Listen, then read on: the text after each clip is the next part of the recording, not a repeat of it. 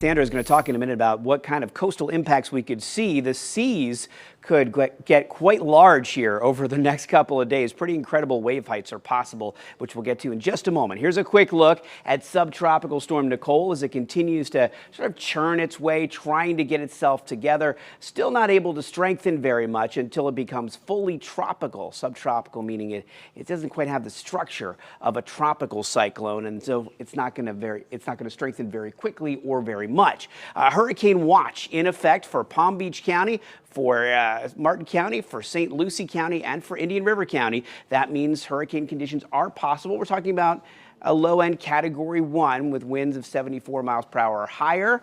That's what we're talking about when we talk about hurricane conditions. Tropical storm watch in effect for Okeechobee County. Could see tropical storm conditions there. Computer models are in pretty good agreement that this swings over to the west, travels its way toward our area or a little bit to our north or a little bit to our south, and then swings up to the northeast as we get into the weekend. The official track from the National Hurricane Center, it's moving northwest at 9. Here's where it starts to really strengthen as we get to early Wednesday. Our winds start to pick up, maybe becoming briefly a Category 1 storm before making landfall on the east coast of Florida and then swinging up to the north. Let's take a look at the computer models with Sandra and also talk about some coastal impacts, Sandra.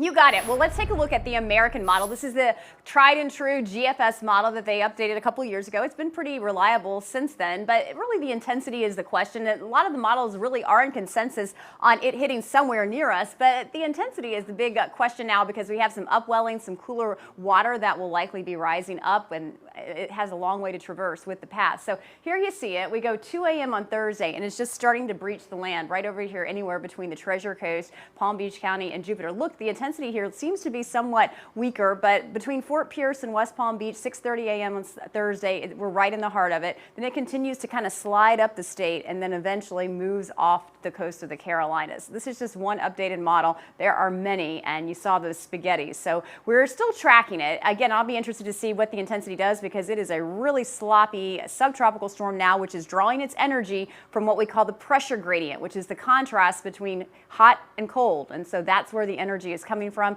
It's not a true tropical system. It has to become that before it could actually become a tropical storm or even a hurricane. We'll see what happens. It will have some more favorable conditions down the road. High seas, though, either way. So we'll see those anywhere to, say, 5 to 20 feet well offshore. Beach erosion, it's going to happen because we have the high tide cycle coinciding with this. It's always higher in the fall. High risk of rip currents and, of course, the coastal flooding that those vulnerable areas will see even in those strong storms that we see on a daily basis in the summertime. But when you add into the mix constant pounding of rains and waters and wind, we are going to really take a hit on the coastline, and that's one of the big concerns right now. And that's one of the things that you could kind of sandbag up or take some preparatory steps even today if you do live in one of those areas. Glenn?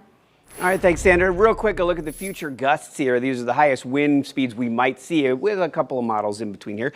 We're looking at winds picking up to 30 to 40 miles per hour as we get into Wednesday, especially. And then most of the computer models still have it as a strong tropical storm moving in along the coast. There are just a couple of models that tiptoe its way up into that Category 1 hurricane status. But even so, that's worth the National Hurricane Center, National Weather Service issuing a hurricane watch for the Treasure Coast of Palm Beach County, and then farther inland as the storm begins to weaken, a tropical storm watch for Okeechobee County. For boaters and beachgoers, not great boating or beach weather. Northeasterly winds 20 to 25 knots today, and a small craft advisory in effect. Today, warm and windy. A few fast showers, not bad. Temperatures getting up into the mid-80s tomorrow. A little cooler, rain chances picking up to about 40%. We've called first warning weather days for Wednesday and Thursday with rain chances picking up to 80 and probably make this 100% as we get in a little bit closer to it. But we're talking about very stormy conditions here, possibly Cat 1,